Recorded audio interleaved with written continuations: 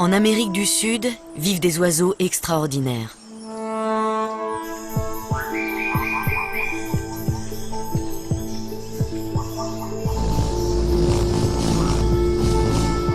Ils font partie des animaux les plus étonnants de notre planète.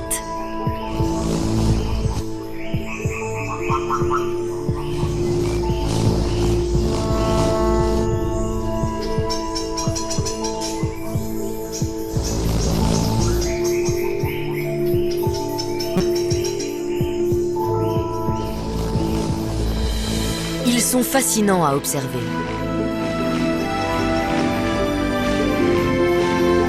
Ces oiseaux, ce sont les colibris.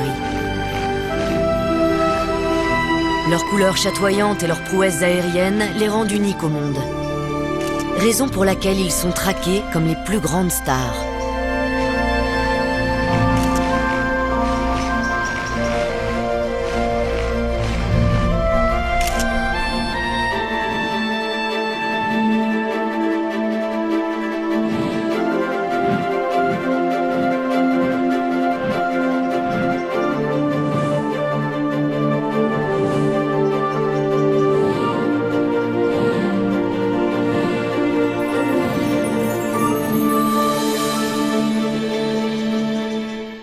Mais que savons-nous d'eux?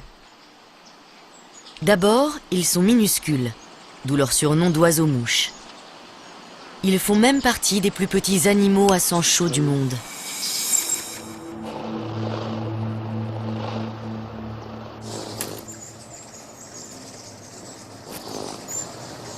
Ensuite, ils vivent à 100 à l'heure, à tel point qu'il est difficile de distinguer nettement leurs contours.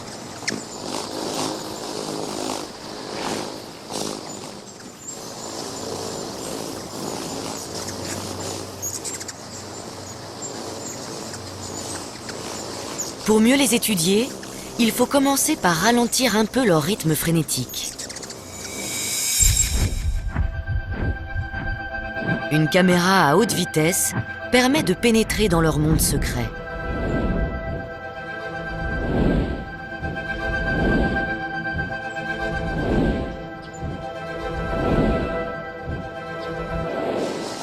Le comportement des colibris reste en grande partie mystérieux. Nous savons qu'ils sont tributaires des fleurs pour se nourrir. Le nectar est leur carburant. Nous savons aussi qu'on ne les trouve que sur le continent américain. La majorité des espèces vit en Amérique du Sud. C'est d'ailleurs là-bas que notre enquête commence. Ici, de nombreuses plantes les utilisent comme messagers. Mais ce n'était pas ce que prévoyait le contrat de départ. Car quand les fleurs sont apparues il y a plus de 60 millions d'années, les colibris n'existaient pas encore. À l'origine, c'étaient les insectes qui assuraient la pollinisation. Aujourd'hui, c'est encore très souvent le cas. En butinant, les papillons transportent du pollen d'une fleur à l'autre.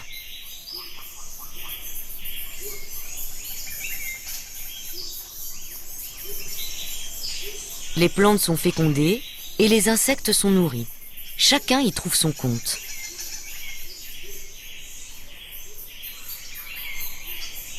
Cette relation d'échange a parfaitement fonctionné pendant très longtemps. Puis soudain, certaines plantes n'ont plus eu recours à leurs coursiers habituels.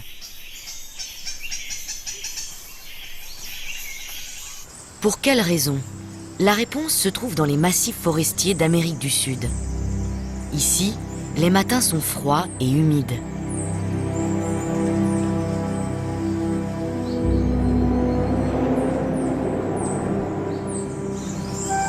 Dans de telles conditions, les papillons ont du mal à voler. Les insectes sont des animaux à sang froid. Leur température corporelle est la même que celle de l'air ambiant, ce qui explique leur léthargie quand il fait frais. En montagne, les plantes ne peuvent pas compter sur eux comme messagers et doivent leur trouver des remplaçants plus fiables.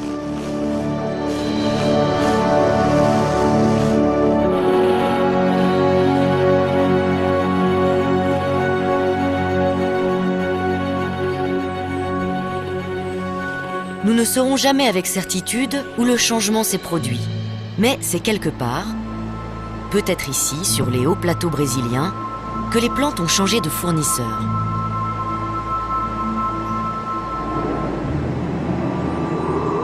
Le nouveau contrat remonte probablement à une 50aine de millions d'années, et c'est un oiseau qui a été choisi.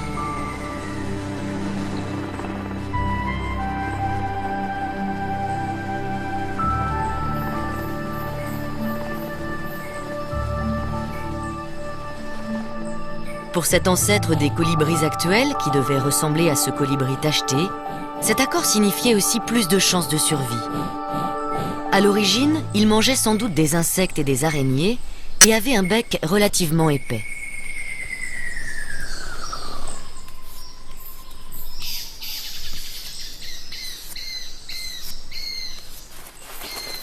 Un jour, il a été attiré par des fleurs. Peut-être était-ce pour extraire des insectes tombés dans la corolle de l'une d'elles. Toujours est-il que, l'habitude venant, il s'est mis à transporter du pollen d'une fleur à l'autre et à se nourrir de nectar.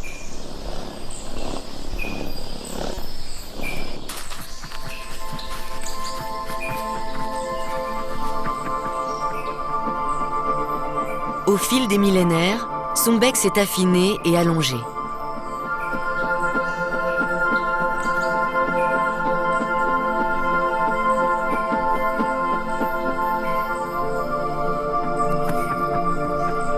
Pour atteindre les fleurs, il devait aussi être capable de véritables prouesses aériennes. C'est la raison pour laquelle il est devenu de plus en plus petit et de plus en plus agile.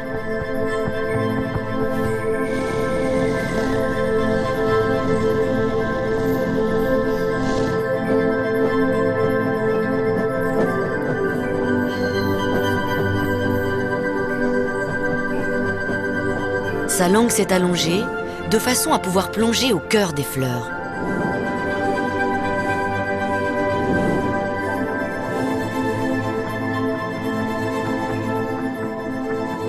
Cette activité consomme une énergie phénoménale. Dans un souci vital d'économie, son corps s'est donc peu à peu allégé. Les pattes et les doigts des colibris actuels sont si petits qu'ils ne peuvent ni marcher ni sautiller. Ils peuvent uniquement se percher sur une branche.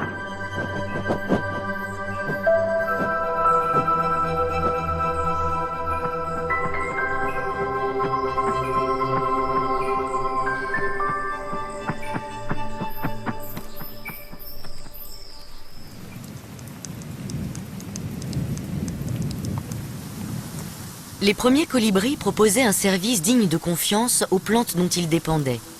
Ils étaient capables de voler par tous les temps en transportant du pollen.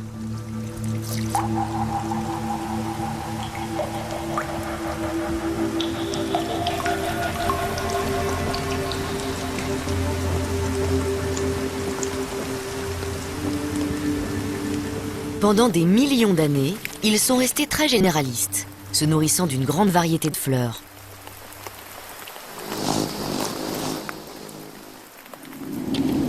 De nombreuses espèces de plantes se sont alors associées avec ces nouveaux pollinisateurs. Aujourd'hui, elles sont plus de 8000 à dépendre des oiseaux-mouches.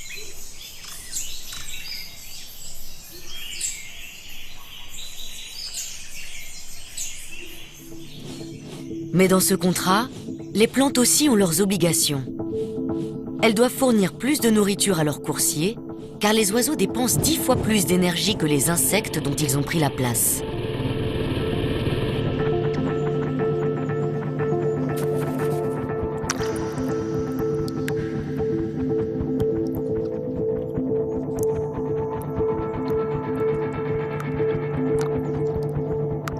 Chaque jour, un colibri récolte plus que son propre poids en nectar. Les fleurs produisent donc une grande quantité de liquide sucré pour satisfaire l'appétit de leurs messagers.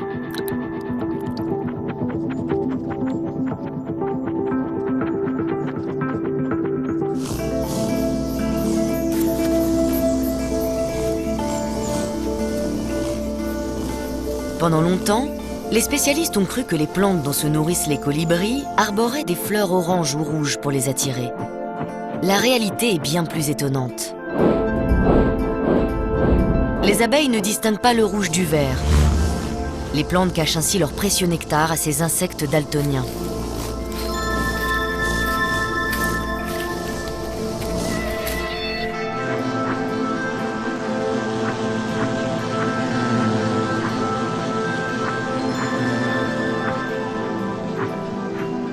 En revanche, elles annoncent clairement la couleur aux oiseaux.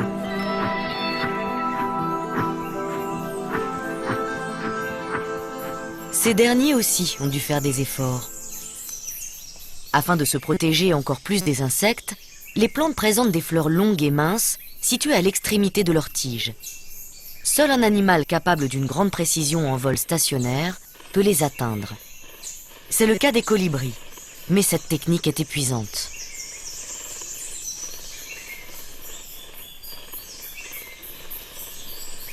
D'un côté, ils ont l'exclusivité d'une nourriture riche en énergie, mais de l'autre, ils en dépensent énormément pour s'alimenter.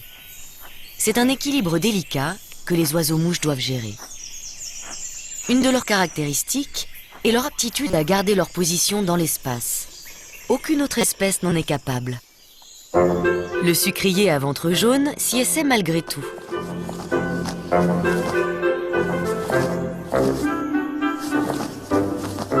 Comparé aux colibris, tous les autres oiseaux paraissent maladroits.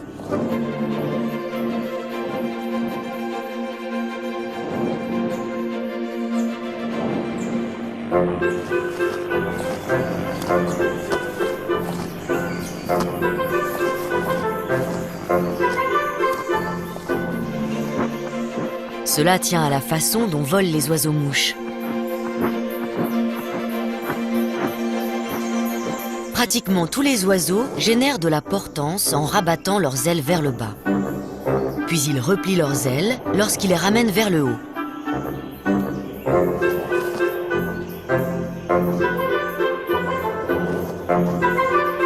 Les colibris, eux, gardent leurs ailes tout le temps déployées. Et c'est l'articulation de leur épaule qui pivote. Ils génèrent ainsi de la portance lors des deux mouvements, vers le bas et vers le haut.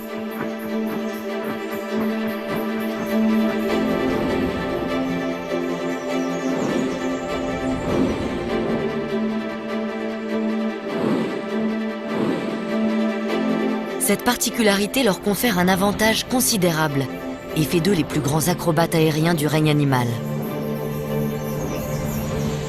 Rien ne pouvait rivaliser avec un colibri, jusqu'à ce qu'une société de robotique californienne en construise un.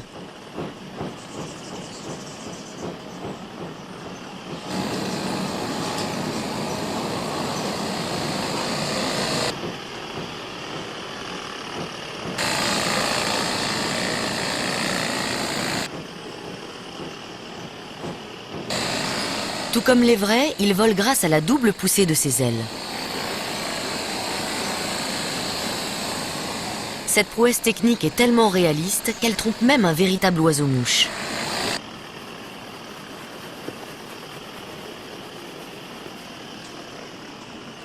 Propriétaire de ce jardin de la banlieue de Los Angeles, ce colibri d'haleine n'a aucune envie de le partager.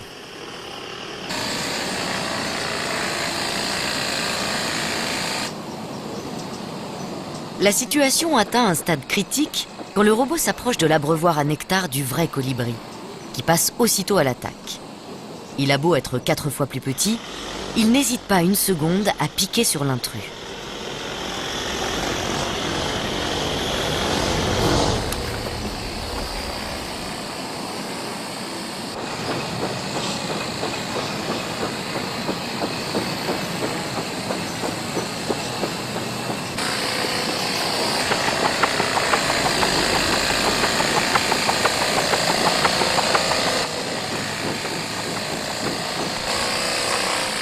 Mu par des piles, le robot a une autonomie de seulement quelques minutes. Les colibris, eux, sont capables de rester en vol pendant des heures.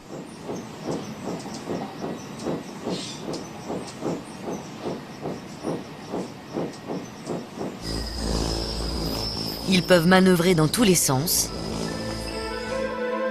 et même voler à reculons.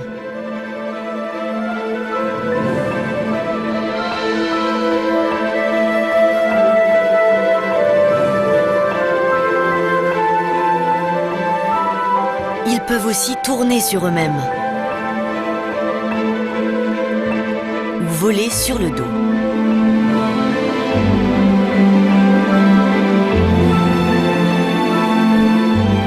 C'est pour atteindre les fleurs les plus difficiles d'accès qu'ils ont développé ces talents de voltigeurs.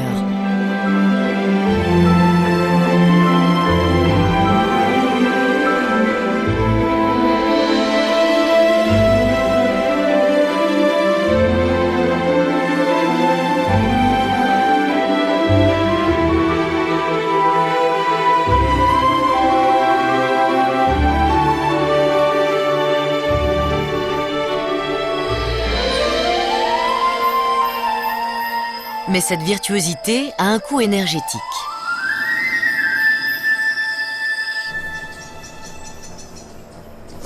En vol, les colibris ont la consommation en oxygène la plus élevée de tous les vertébrés. Ils battent des ailes 80 fois par seconde. Ils doivent donc alimenter leurs muscles en oxygène.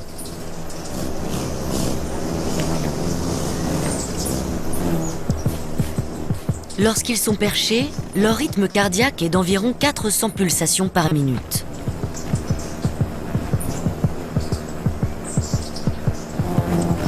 En vol, ils passent à 1200.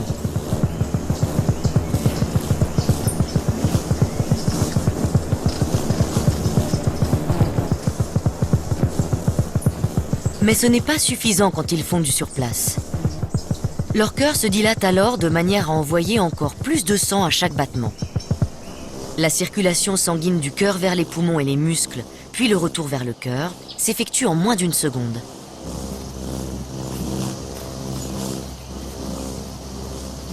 Comme tous les sportifs de haut niveau, quand ils ne sont pas en train de se nourrir, les colibris se reposent afin d'économiser leur énergie.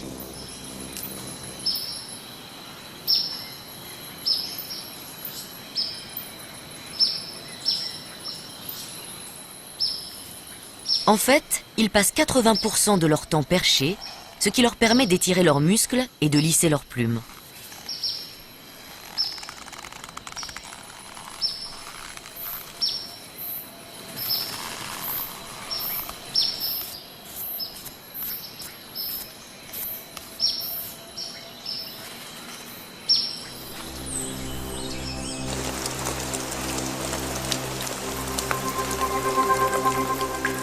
Les averses sont une autre occasion d'entretenir ce magnifique plumage.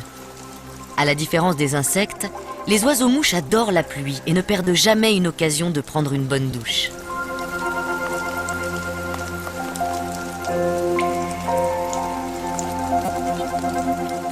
Même le sucrier à ventre jaune en profite.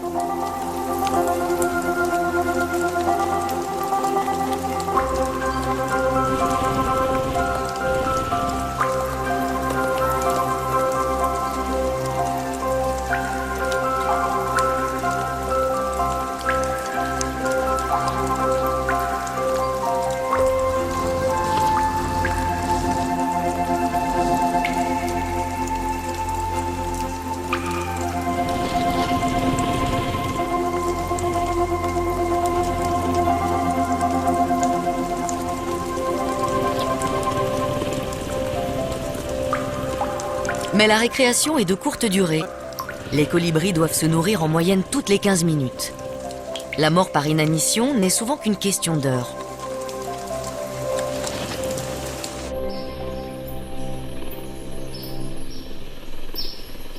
Dans ces conditions, pas question de perdre du temps à visiter des fleurs qui ne contiennent pas de nectar.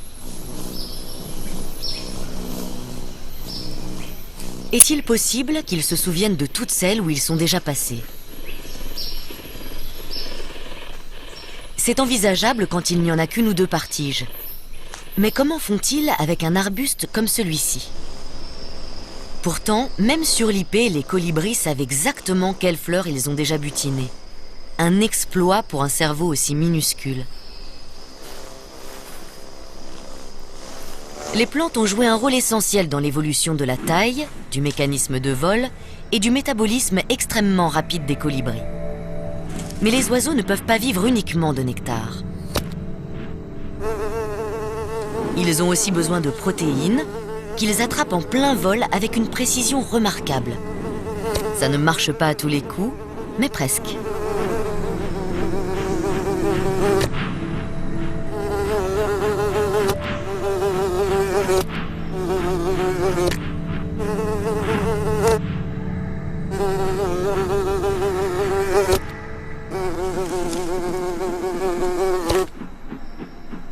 Cette source de protéines leur permet de renforcer leurs muscles et de muer.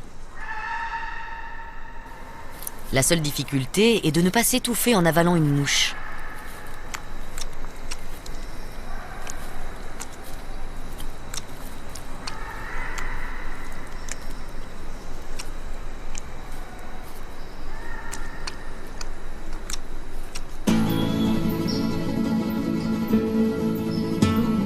S'ils ont des caractéristiques uniques, les colibris partagent avec les autres familles d'oiseaux la nécessité de se reproduire.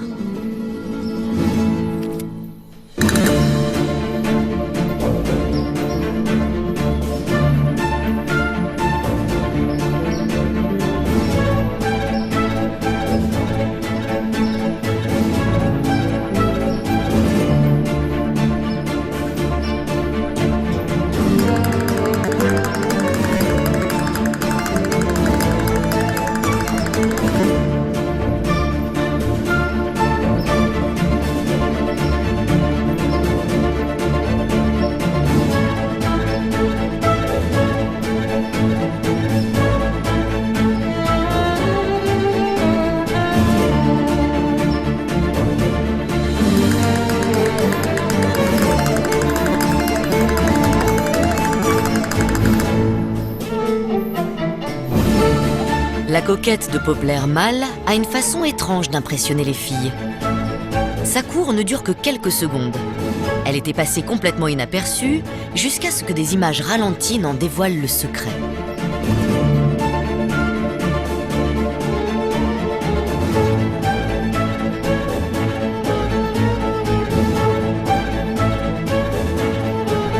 Cette débauche d'énergie est peut-être justement un moyen pour le mâle de faire étalage de sa résistance.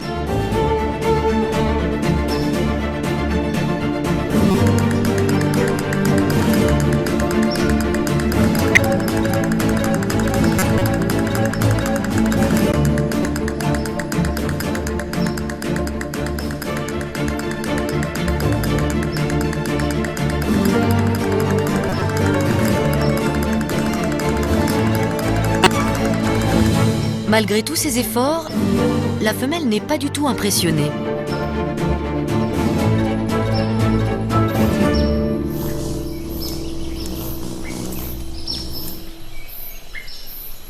C'est la femelle seule qui bâtit le nid et couve.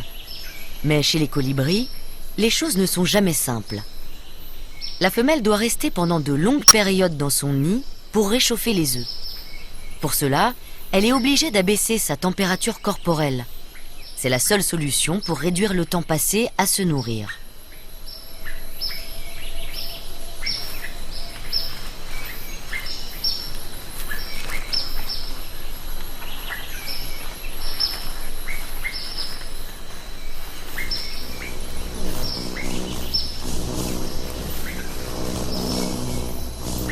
C'est lorsqu'ils viennent d'éclore que les colibris sont le plus vulnérables. Ils doivent éviter d'attirer l'attention.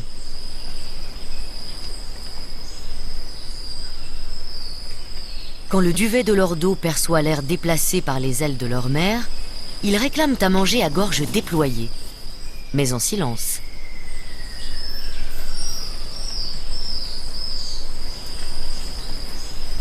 Les oisillons se gorgent d'un mélange très nourrissant de nectar, de pollen et d'insectes.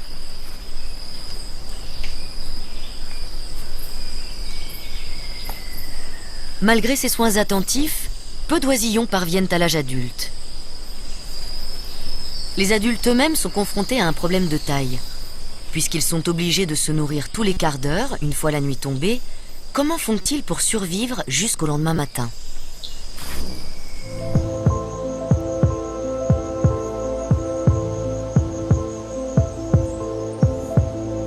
Leur température corporelle chute et leur rythme cardiaque passe à 40 pulsations par minute. Ainsi, ils ne consomment plus qu'un centième de l'énergie qu'ils brûlent en vol.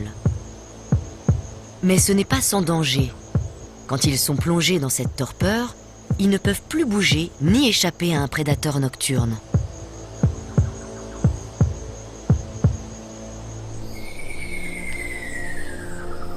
Lorsque le jour se lève, ils frissonnent pour se réchauffer et mettent parfois une demi-heure à retrouver un métabolisme normal.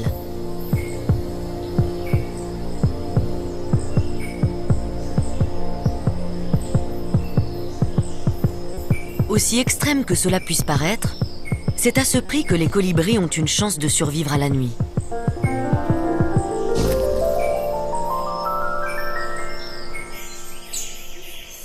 Une existence aussi trépidante nécessite de pouvoir faire le plein de nectar à tout moment.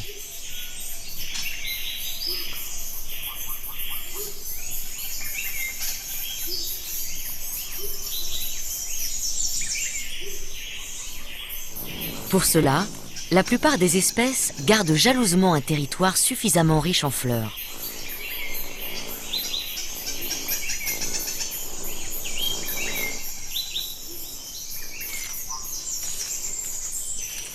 Chacun surveille son domaine, prêt à repousser impitoyablement les voleurs de nectar, comme cette femelle coquette de Poplar.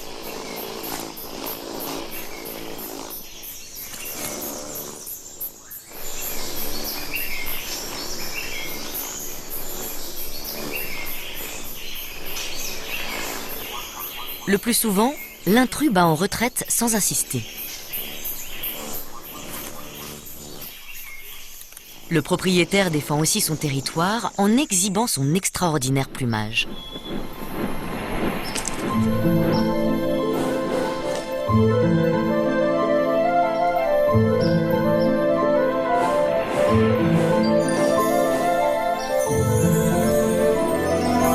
Les plumes des colibris sont iridescentes.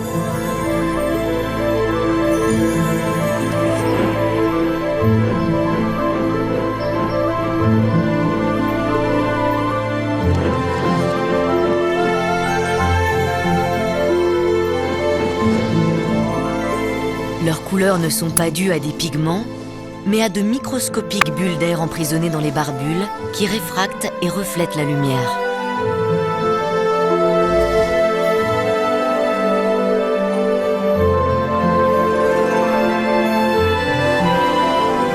Les plumes paraissent éblouissantes ou très ternes selon l'angle de vue.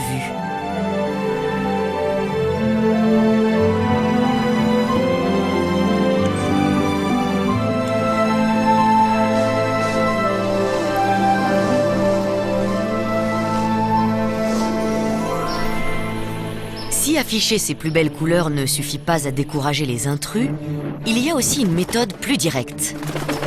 Malgré leur petite taille et leur allure fragile, les colibris sont extrêmement belliqueux. La défense de leur territoire et de leur source de nourriture est une question de vie ou de mort.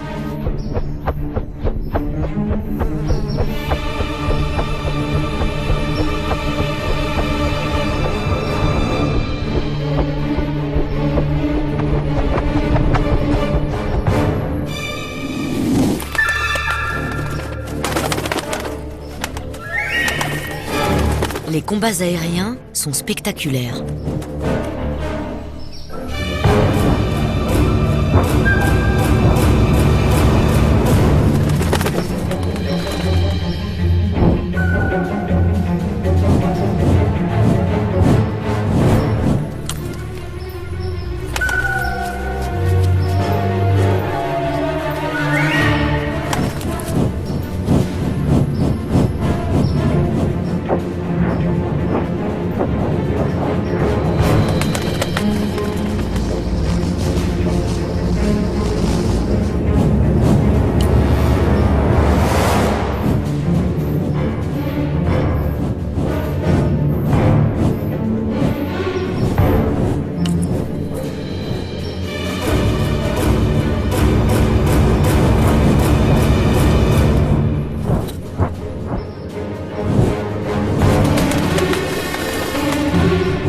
La bataille pour les fleurs ne s'arrête jamais.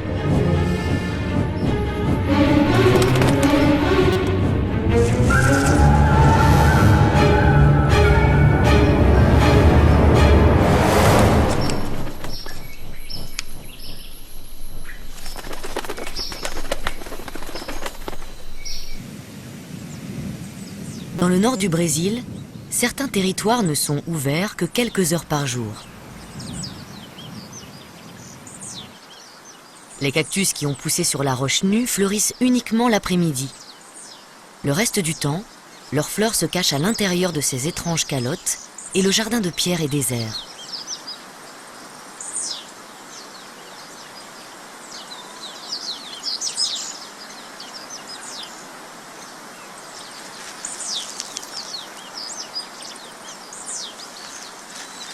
Mais dès qu'elles éclosent, les colibris apparaissent comme par magie. Ils savent à quel moment de la journée le nectar est disponible.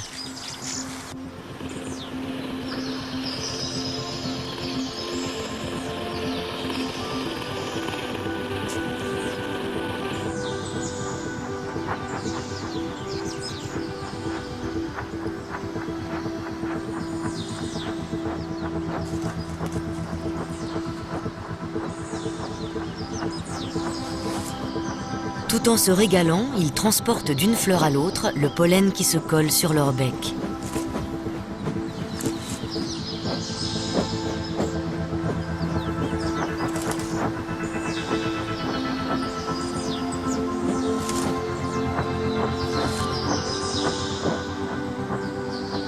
Les colibris se sont partagés le secteur.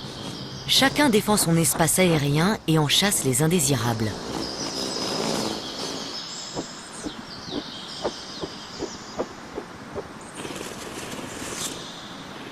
Intrépides, ils attaquent tout oiseau qui s'aventure sur leur domaine et n'ont même pas un regard pour un lézard aussi gros qu'eux. En revanche, ils reculent devant les abeilles et les guêpes. Compte tenu de leur petite taille, une piqûre leur serait fatale.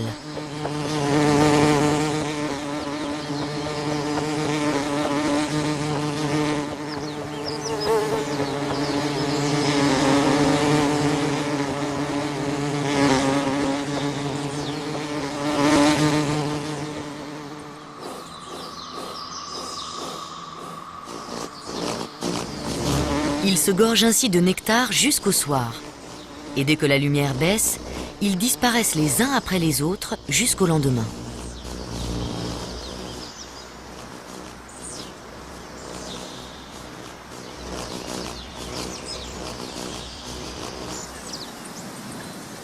Grâce à leur remarquable faculté d'adaptation, les colibris se sont implantés dans des habitats très différents. Mais tous ces biotopes ont un point commun: des fleurs en quête d'un pollinisateur efficace. Il y a 20 millions d'années, la tectonique des plaques a provoqué le soulèvement majeur de la chaîne andine.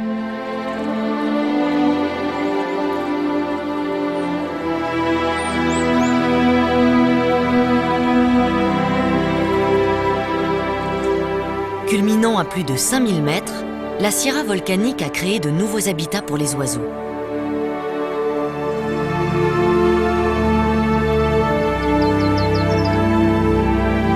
Mais qui dit nouvel environnement, dit nouveaux défis. En haute montagne, l'oxygène est plus rare et l'air moins dense.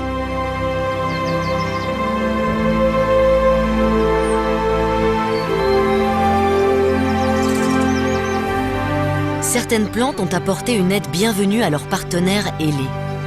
Le colibri étincelant peut s'accrocher au robuste fuchsia pendant qu'il se nourrit, économisant ainsi une énergie précieuse.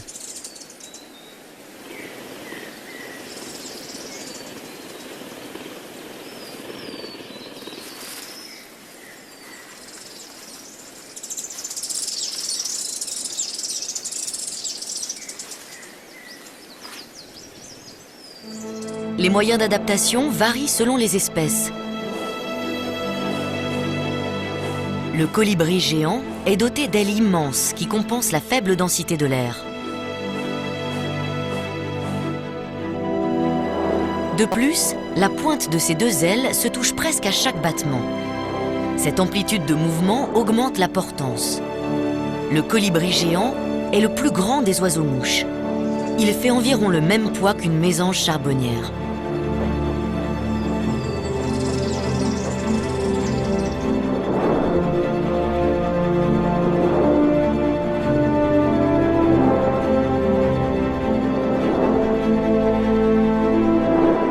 Dans les Andes, la diversité des habitats a engendré une explosion des espèces de colibris.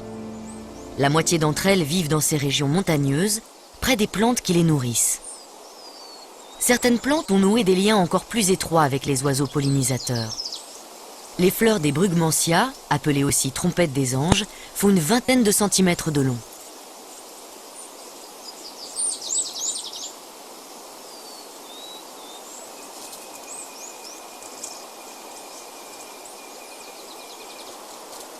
Le nectar se trouve tout au fond de cet entonnoir, hors de portée de la majorité des colibris.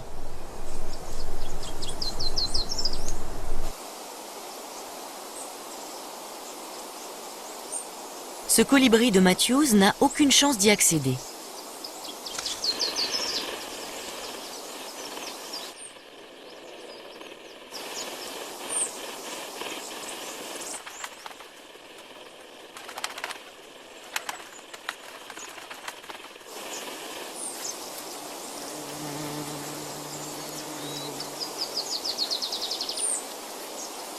Seul un oiseau-mouche est vraiment équipé pour cette opération.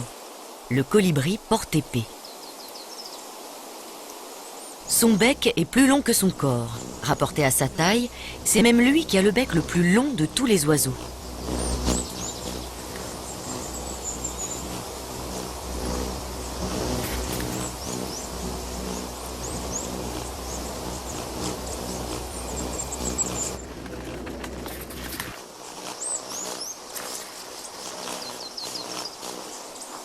Un grand bec présente aussi d'autres avantages.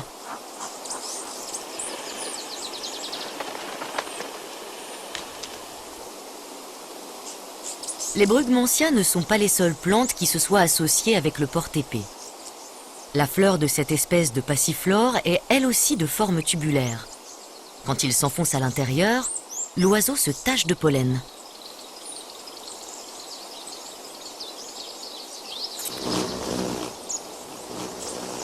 En passant d'une fleur à l'autre, il dissémine les grains microscopiques.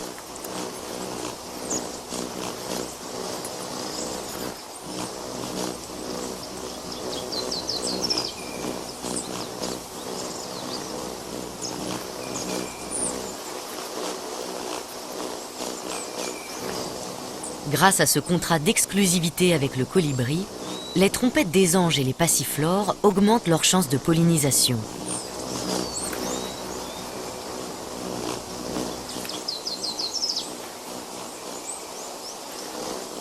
De son côté, le porte-épée dispose de réserves quasi inépuisables de nectar. Les deux parties sont gagnantes.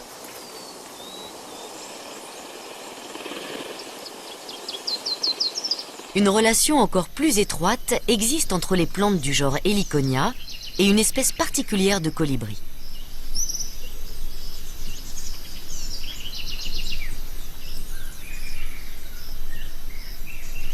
La fleur se dissimule dans des bractées rouges assez coriaces.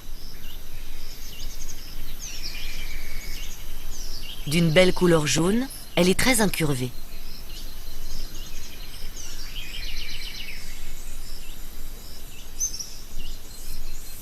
Le bec en faucille-aigle est le seul à pouvoir l'atteindre.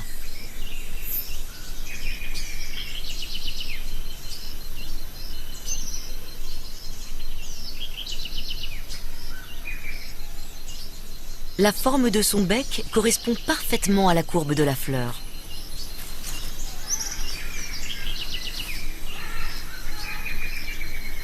Lui aussi assure la pollinisation de cette plante.